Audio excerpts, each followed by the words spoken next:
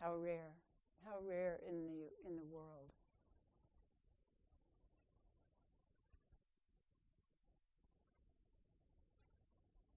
How to free yourself from the enchantment of the tangle of thoughts. How to free yourself from the enchantment of thoughts about a happy time in the past.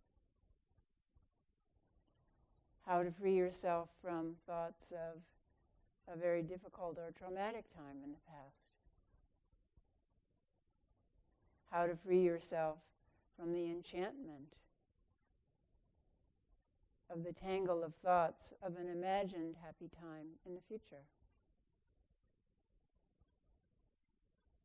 How to free yourself from the enchantment of the tangle of thoughts of an imagined disastrous time in the future.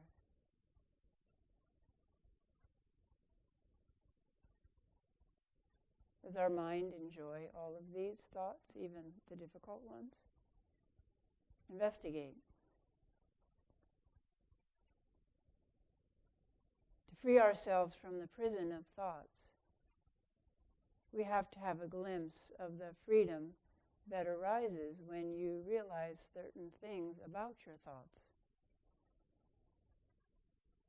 First is that your thoughts are seldom telling you the truth. Any thought about the past cannot be true. Partially true, perhaps. If you have 100 people at an event, there are 100 different versions of what happened. If you have 2 people at an event, there are 2 versions of what happened. And as time passes, the gap between what actually happened, if a videotape recorded it, and our thoughts about what happened get more and more divergent. In fact, there are many gaps. The research shows there are many gaps in our awareness, and our mind just fills that in willy-nilly to create something that seems coherent. And we call that my past. And then we get upset about it, or we chew on it, or we soothe ourselves with it. So the past is not the truth. And the future is not the truth. It hasn't even come. And we could imagine 100 different versions of the future, and they won't manifest. Maybe little bits. But think of all the wasted thinking. And fantasies are definitely not the truth. And these are the 3 places the mind tends to go when it's not resting here at ease in the present. To the past, to the future, and to fantasies. So that brings up the question, are there thoughts in the present? If you're really resting in the present, fully aware of the present, are there thoughts in the present? Or are all thoughts always about another time or place? Are your thoughts off the present place and moment? Or, if you look carefully, are they even a millisecond removed from the present? Some thoughts are way removed from the present, right, by years. But as our mind becomes more and more aware of subtleties in the mind, then we can start looking at, when I'm walking and outside, sunshine hits my face, and I think, sunshine. Is that a millisecond removed from being present?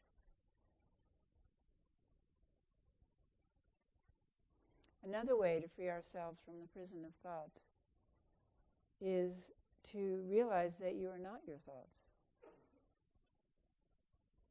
We had a student a long time ago, 2 decades ago, who was tortured by his mind. And to try to relieve that torture, that very dark, negative way of thinking constantly, he first tried seeing if he could go to a place where he wasn't frightened by his thoughts, or he wasn't upset by his thoughts. So he started thinking darker and darker thoughts on purpose. And that did not end well. And then he was reading a book, and the book said, by an American Zen teacher, and it said, "You're not your thoughts." And that was like a light bulb going on in the midst of the darkness. He realized that freedom was possible. And so he began practicing Zen. This one sentence was a huge relief to him, that he was not his thoughts. Do you believe that? That you are not your thoughts?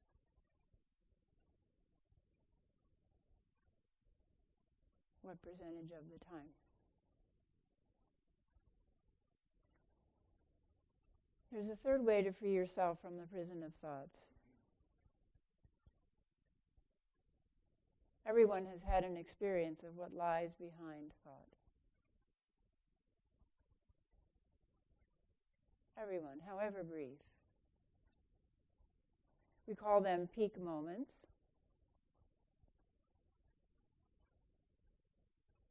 Times when our mind stood still, shifted from thought to awareness,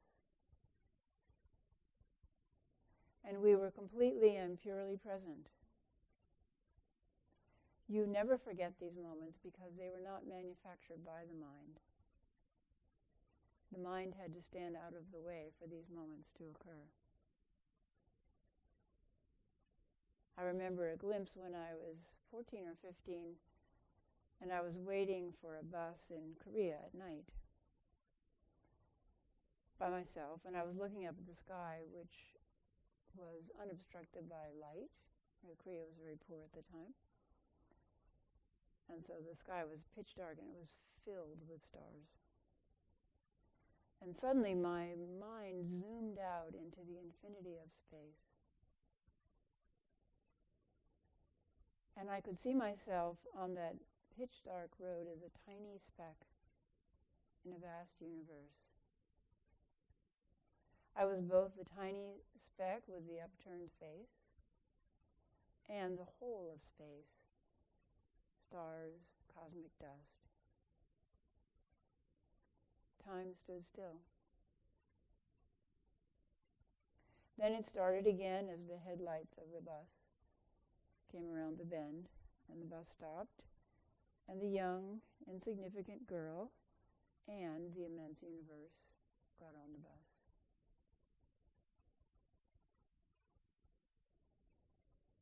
Each person has had their own glimpse, perhaps witnessing a birth, perhaps being present at death. Perhaps as death came around a corner and barely missed you. Or at a seemingly random and seemingly insignificant time, like seeing a dead cat in a gutter, or standing in awe under a 1,000-year-old redwood, experiencing its wisdom. Or sitting in thick darkness in a cave, a mile of ancient rock above you, slowly dripping. Or suddenly really seeing a single flower. Or looking into the eyes of a startled frozen deer. Or being pierced by sweet music. Or on a drug trip. Once we've had a glimpse, we try to re-enter that elusive doorway. We tried drugs and sex and food and exhaustion and buying new stuff or seducing a new partner or standing in the very same place at the very same time hoping a deer will show up again or holding the same kind of flower closer to our eyes, and it doesn't work.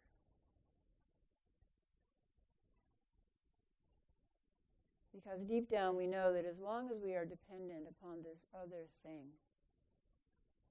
a person, a redwood, a crow, certain piece of music at a certain time, a dead cat, or a drug. It cannot work. If we're dependent on another, then that dependence is always fear-based. And fear will completely close down the door. If our happiness depends on something, someone else, we will always live in the fear that our supply will be cut off, which it will because of impermanence. Our supply of over-the-counter remedies will be cut off because of impermanence.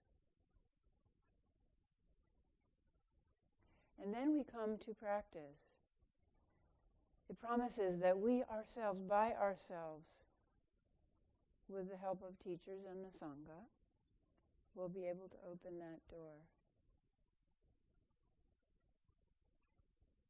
And see again what we glimpsed, differently every time. We begin practice, we walk through that door again and again. We discover other doors, then we discover many doors, then we discover an infinity of Dharma doors, and then we discover that there are only doors. And then the notion that there are doors at all suddenly drops away. And we are left with what? What are we left with? Is there a we to be left with what? But this takes hard work. Even the Buddha, a person who saw and said that he had worked for many lifetimes on his fundamental koan, the source and cure for human suffering, had to undergo hard practice in the forests of India 2,560 years ago. We have accounts of the practice he underwent in his search. From the Pali Canon, having gone forth in search of what might be skillful, seeking the unexcelled state of sublime speech, I went to Alara Kalama, and on arrival said to him, "Friend Kalama, I want to practice in this doctrine and discipline." He replied to me, "You may stay here, my friend. This doctrine is such that a wise person can soon enter and dwell in his own teacher's knowledge, having realized it for himself through direct knowledge." Having realized it for themselves through direct knowledge. The Buddha continues, "It was not long before I learned the doctrine. As far as mere lip reciting and repetition, I could speak the words of knowledge, the words of the elders, and I could affirm that I knew and saw." I thought, it isn't through mere conviction alone that Alara Kalama declares, "I have entered and dwelt in this Dhamma, having realized it for myself through direct knowledge." Certainly, he dwells knowing and seeing this Dhamma. So I went to him and said, "To what extent do you declare that you have entered and dwelt in this Dhamma?" When this was said, he declared the dimension of nothingness. So the Buddha is able to, let's say, talk about, in our context, you're able, after years of sitting in the Zendo, to talk about the Four Noble Truths and the factors of enlightenment and the hindrances, and you've experienced something of those for yourself. But then there's something else that my teacher experiences. What is it? So the Buddha goes to Alara Kalama and says, "What is it? What are you dwelling in?" And Alara Kalama then declares the dimension of nothingness. And the Buddha says, "I thought not only does Alara Kalama have conviction, persistence, mindfulness, concentration, and discernment, I too have conviction, persistence, mindfulness, concentration, and discernment. What if I were to endeavor to realize for myself the Dhamma that Alara Kalama declares that he has entered and dwells in? So it was not long before I quickly entered and dwelled in that Dhamma, having realized it for myself, through direct knowing. I went to him and said, "Friend Kalama, is this the extent to which you have entered and dwelt in this Dhamma?" He responded, "Yes, my friend." And the Buddha said, "This, friend, is the extent to which I too have entered and dwelt in the Dhamma." So this is a mutual recognition between teacher and student. And Alara Kalama says, "It is a gain for us, my friend, a great gain for us that we have such a companion," us meaning himself and the Sangha, "that we have such a companion in the holy life." And then he says, "What I have declared that I have realized for myself, now you have entered and dwelt in, having realized it for yourself."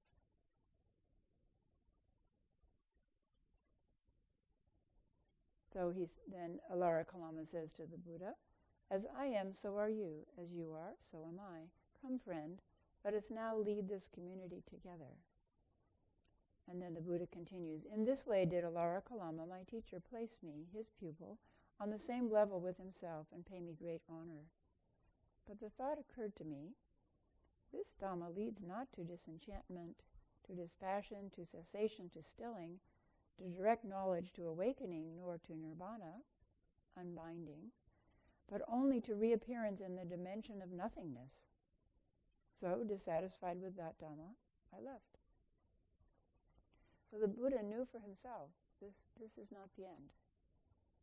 This is pleasant, perhaps, dwelling in nothingness, dwelling in no thought, but it's not the end. So then he goes to another teacher, Uddaka Ramaputta, and there's the same discourse. He asks to study with Uddaka Ramaputta.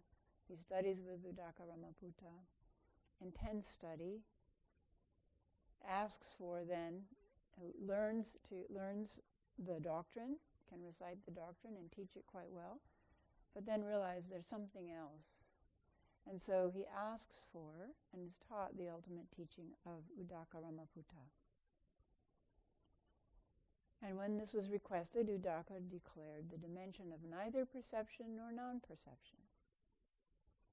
And he asks the Buddha to study this, and when the Buddha completely penetrates this teaching of neither perception nor non-perception, then again he's asked to sit on the same seat and teach as a co-teacher with Uddaka Ramaputta. But again the thought occurs to the Buddha, this is not complete. This only leads to reappearance in the dimension of neither perception nor non-perception. So he leaves. And then the Buddha begins to work really hard. And there's a lot in the sutras about what he does. I can read you a little bit of it. It's fairly extensive, but it gives you an idea of how hard even the Buddha had to work. So he turns to practicing extreme austerities in the forest. So he's on his own now without a teacher. So he's inventing his own practices, hoping that this will help him break through finally. I thought, suppose that I, clenching my teeth and pressing my tongue against the roof of my mouth, were to beat down, constrain, and crush my mind with my awareness. So, clenching my teeth and pressing my tongue against the roof of my mouth, I beat down, constrain, and crush my mind with my awareness, just as a strong man seizing a weaker man by the head or the throat or the shoulders would beat him down, constrain and crush him in the same way I beat down, etc. As I did so, sweat poured from my armpits, and although tireless persistence was aroused in me, an unmuddled mindfulness established, my body was aroused and uncalm because of the painful exertion. But the painful feeling that arose in this way did not invade my mind or remained. I thought, suppose I were to become absorbed in the trance of non-breathing. So I stopped the in-breaths and out-breaths in my nose and mouth. As I did so, there was a loud roaring of winds coming out my ear holes, just like the loud roar of winds coming out of a smith's bellows. So I stopped the in-breaths and out-breaths in my nose and mouth. And as I did so, extreme forces sliced through my head, just as if a strong man were slicing my head open with a sharp sword. And then he carries on about extreme burning in my body, just as if two strong men were to roast and broil him over a pit of hot embers. And although tireless persistence was aroused in me and unmuddled mindfulness established, my body was aroused and uncalm because of the painful exertion. Devas, upon seeing me, said, "Gautama the contemplative is dead." Other devas said, "He isn't dead, but he's dying." Others said, "He's neither dead nor dying, he's an arhat, for this is the way arhats live." I thought, suppose I were to practice going together without food. Then the devas came to me and said, "Dear sir, please don't practice going altogether without food. If you go altogether without food, we'll infuse divine nourishment in through your pores and you will survive on that." So he said if I were to claim to be completely fasting while these devas are infusing divine nourishment in through my pores, I would be lying. So I dismissed them and saying, "Enough." I thought, suppose I were to take only a little food at a time, only a handful at a time of bean soup, lentil soup, veg soup, or pea soup. So I took only a little food at a time, only a handful at a time of bean soup, lentil soup, veg soup, or pea soup. My body became extremely emaciated. Simply from eating so little, my limbs became like the jointed segments of bamboo stems. My backside became like a camel's hoof. My spine stood out like a string of beads. My ribs jutted out like the jutting rafters of an old run-down barn. The gleam of my eyes appeared to be sunk deep in my eye sockets, like the gleam of water deep in a well. My scalp shriveled and withered like a green, bitter gourd. The skin of my belly became so stuck to my spine that when I thought of touching my belly, I grabbed hold of my spine as well. And so on. His hair falls out. Just if he rubbed his body, his hair would fall out. People seeing me would say, "Gautama the contemplative is golden-skinned. So much had the clear, bright color of my skin deteriorated, or he used to be golden-skinned. So much had the clear, bright color of my skin deteriorated simply from eating so little." And then he realized this is not the way either. Then he went into the forest and stayed in terrifying places on purpose to try to conquer his fear. When fear and terror came, I would not stand or sit or lie down. I would keep walking back and forth until I have subdued that fear and terror. And so on. So the Buddha, as we know, practiced great austerities, and the description is pretty alarming of the extremes to which he went. But then he realized this is not the way. I'm going to die, and my search will be unfulfilled. And then, as we all know, he accepted some nourishment, some rice pudding, probably, something like that, or something like sweet yogurt,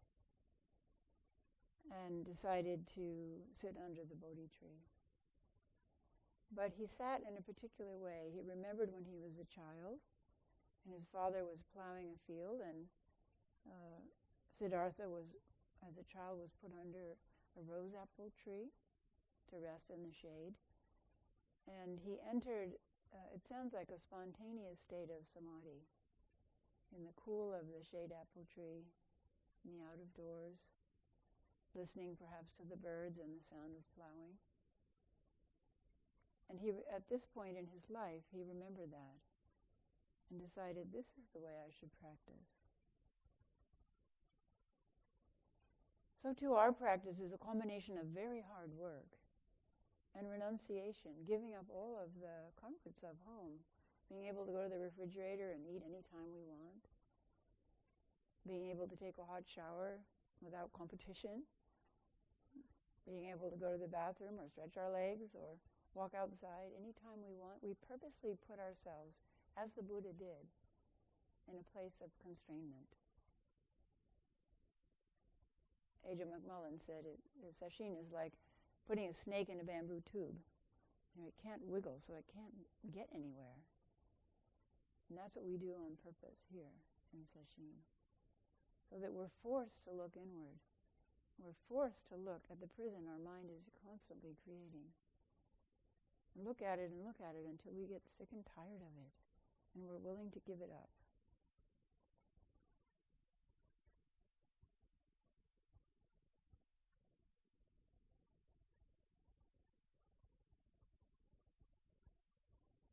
However, whatever we realize is still conditional, which is exactly what the Buddha realized when he was studying with his first two teachers. And it's life events that help us realize that our clarity, our inner peace, our equanimity, our loving kindness, whatever we've cultivated and developed in our practice, whatever arises and warms our heart during session, is still conditional. A phone call to our parents or children, an event in American politics, can shake that equanimity to the core and flip us over on our backs like a helpless turtle. And so we come back to Sesshin, not out of failure, but out of honesty, out of clear seeing. I am not yet the person I wish to be. That I know instinctively I have the potential to be. Our hearts know that there is further to go on the path, and that path continually calls to us from within. It calls us to our original nature.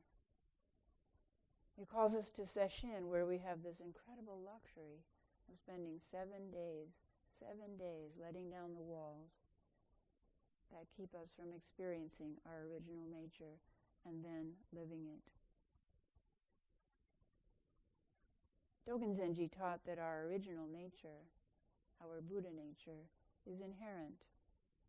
It is hidden only by our thoughts, by our overreactivity to physical sensations, and by the emotions that arise from physical sensations plus a chain of thoughts.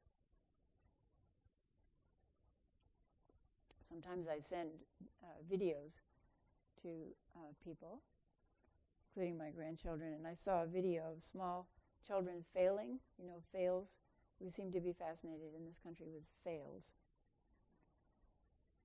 So these are kids trying to jump in the swimming pool from a teeter-totter and missing, or riding a bike down a slide and falling off, or swinging at a golf ball and then hitting themselves in the head. The kind of video that is funny but also makes your heart lurch each time they show a new kid in a new scenario, because you know they're going to fail. But what was most interesting in this video was the reaction of each child. No one was really hurt. They got banged up a bit, hitting the ground. But some kids cried and some laughed. I thought that was so interesting. Same sudden surprise, same fall, but different emotional reaction. What accounts for that?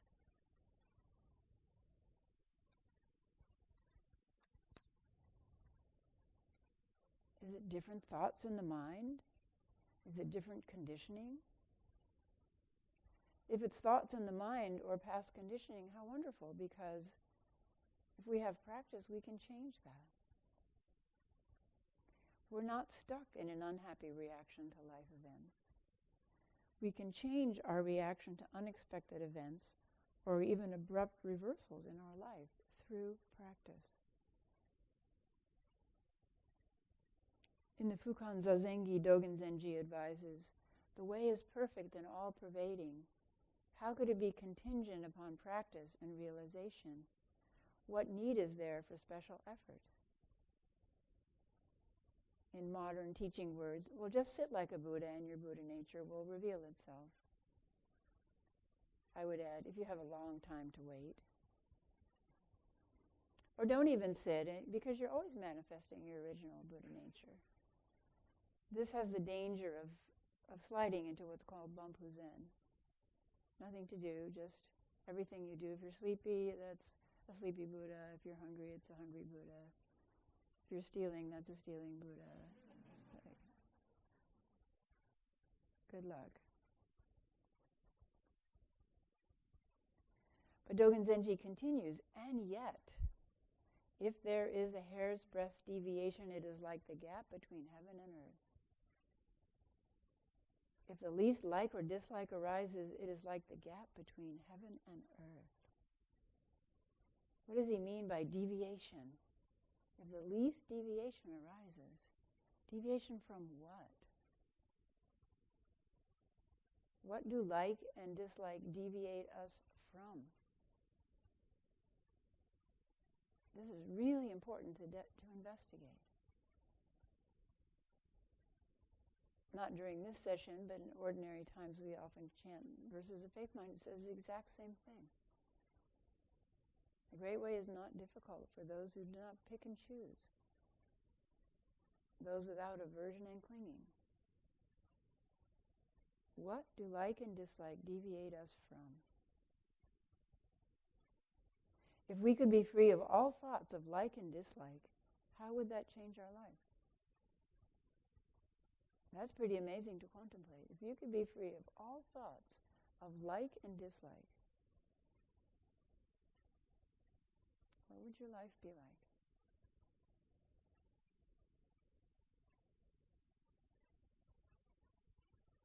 All thoughts of, and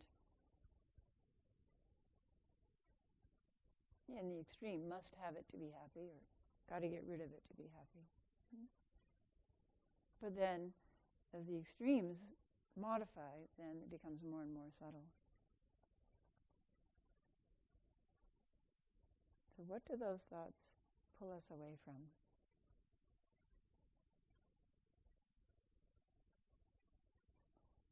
Hogan gave a clue last night when he said you can't fall out of the universe. I would add a corollary, you can't fall out of enlightenment, and yet it can be covered up. Our minds can deviate away from the experience of it.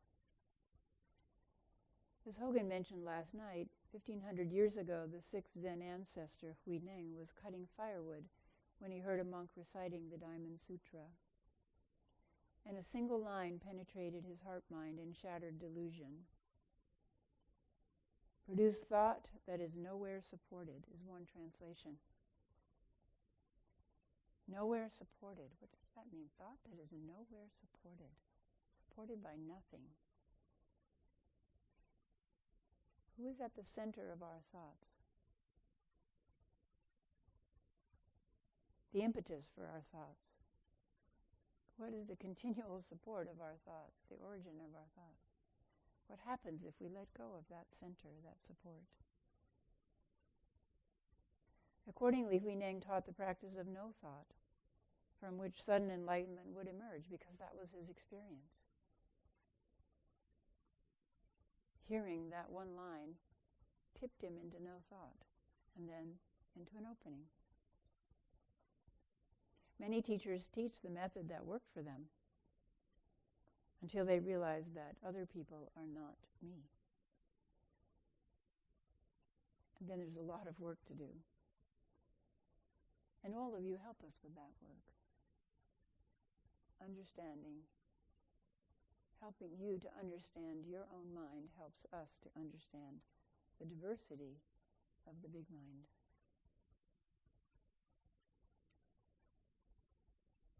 The sixth ancestor preached the Platform Sutra. And he is preaching to an assembly of teachers, and he says, good knowing advisors, the non-defilement of the mind in all states is called no thought. In your thoughts, you should always be separate from states. Do not give rise to thought about them. So this last week, we've been reading at the breakfast table some words of Ajahn Chah. And there's a very interesting aspect to Ajahn Chah. He was a Thai forest master, very, very revered, no longer alive. But Ajahn Sumedho studied under him, somebody who's still alive, who has come here to teach. And Ajahn Chah's teacher was Ajahn Mun, but when you read Ajahn Chah's biography, he only was with Ajahn Mun for a few days when something that Ajahn Mun said struck in the same way that one line struck the sixth ancestor and completely opened Ajahn Chah's mind. So Ajahn Mun said something, we don't have the exact quote, something about states of mind are not the mind. States of mind are not the mind. So the difference, we might say, between the small mind and the great mind. But states of mind are not our true mind, our original nature. So can we see the difference between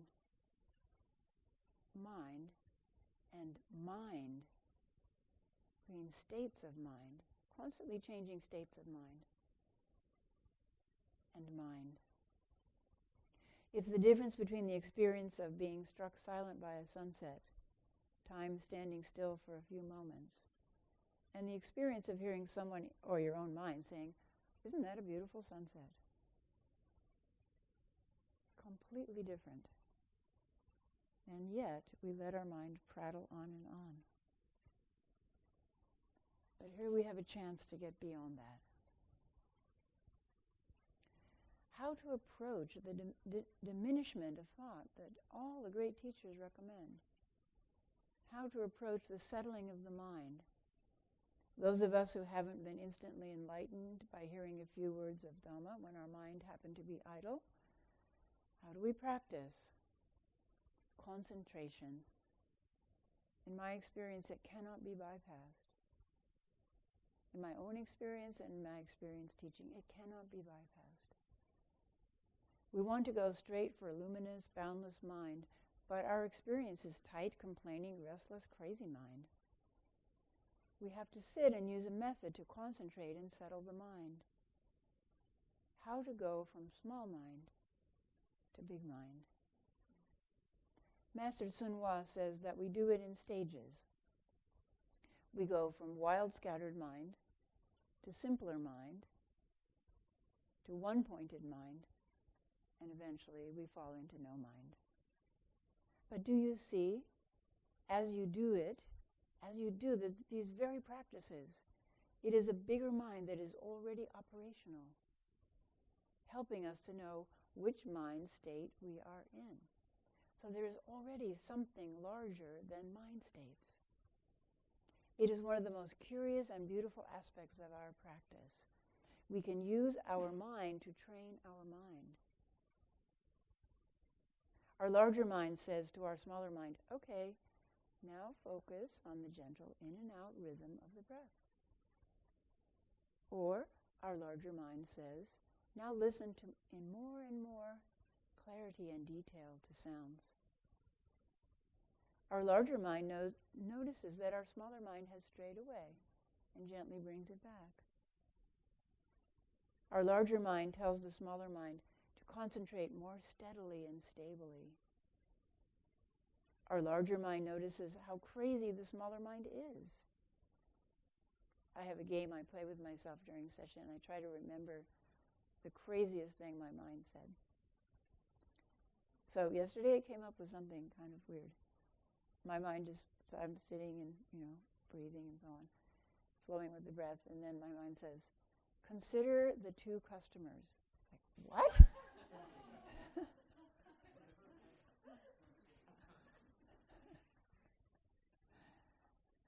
So this is a kind of bubbling up that happens as the mind quiets and stuff comes up from our experience, or not my experience, as far as I know, from the great storehouse of all experiences, all thoughts, alaya vijnana. So know that bubbling up, sometimes I call it channel surfing in the mind, is part of the settling of the mind when we begin to tap into something that's larger. So even when my mind then said, what? That's the larger mind, already operational. It is nowhere but within you. Eventually, the babbling of the smaller mind stops catching your attention. You become actually bored with it. You're much more interested in the lovely flow of the breath, the ever-changing symphony of sounds. And then, when you least expect it, the small mind may stop. And there is a boundless, blessed silence. It's like when the exhaust fan is running in the kitchen. You stop noticing that it's making this huge racket, and then somebody turns it off, and there's this abrupt, blessed silence. When you're concentrating in a sustained, stable way during Sesshin, once in a while, you stop the active practice of concentrating, and you see what is there. At a certain stage, usually after the second or third day, when you stop the effort of concentrating, to your surprise, the mind remains quiet. Until it starts up again. Maybe in a few minutes, maybe in an hour, maybe in a day, and then you apply concentration again. Out of concentration, out of quiet mind, wisdom can emerge into the mind, and when appropriate, into speech. However, it is not my mind which is functioning, but rather my mind is being used as a conduit for a timeless wisdom. The sixth ancestor said this in the Platform Sutra.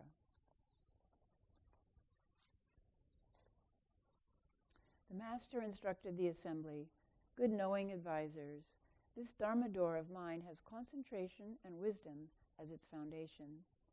Great assembly, do not be confused and say that concentration and wisdom are different.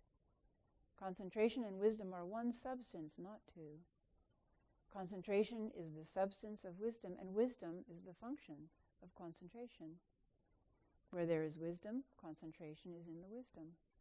Where there is concentration, wisdom is in the concentration. If you understand this principle, you understand the balanced study of concentration and wisdom. Students of the way, do not say that first there is concentration, which produces wisdom. It's wisdom that brings us here and leads us to concentration.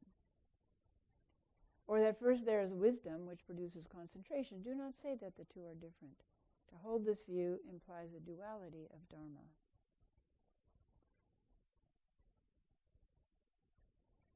Good knowing advisors, what are concentration and wisdom like? They are like a lamp and its light. With the lamp, there is light. Without the lamp, there is darkness. The lamp is the substance of the light, and the light is the function of the lamp. Although there are two names, there is one fundamental substance. The Dharma of concentration and wisdom is also thus.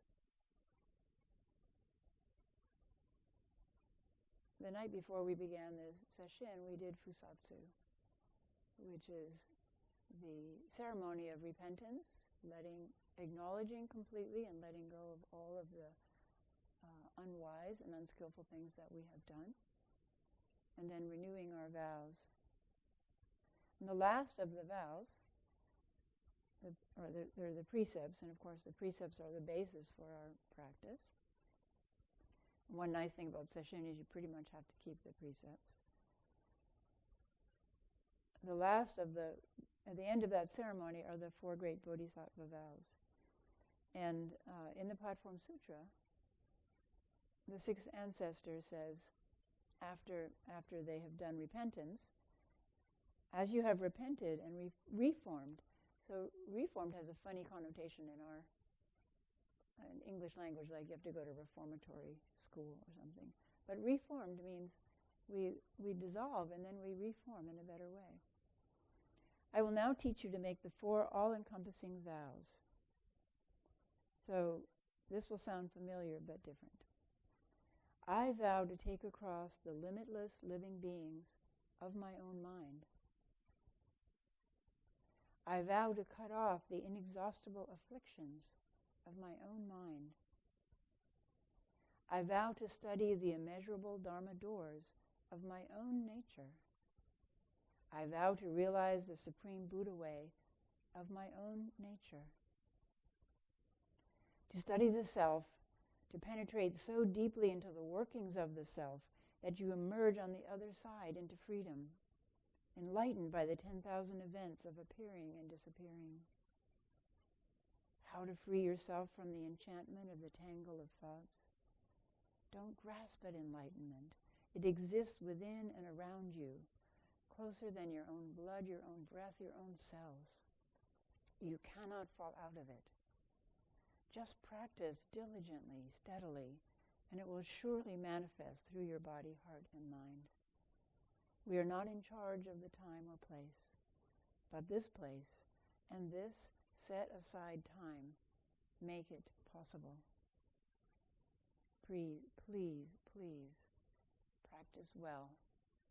This is the key to opening your own treasure chest.